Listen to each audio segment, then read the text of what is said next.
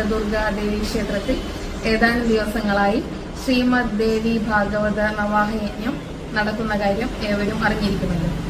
അതിന്റെ ഭാഗമായി 2024 ഡിസംബർ 13 ഈ വരുന്ന വെള്ളിയാഴ്ച കാർത്തിക വിളക്ക് മഹോത്സവവും അതിനോടനുബന്ധിച്ച് തന്നെ അതിന്റെ പിറ്റേ ദിവസം 2024 ഡിസംബർ 14 ശനിയാഴ്ച മഹാചണ്ഡികാ യജ്ഞവും നടക്കുന്നുണ്ട്. എല്ലാ ദേവീ ഭക്തരെയും പുലാപ്പറ്റ ശ്രീ ആങ്കടവത്ത് ജലദുർഗാ ദേവി ക്ഷേത്ര സന്നിധിയിലേക്ക് സ്നേഹപൂർവ്വം ക്ഷണിക്കും.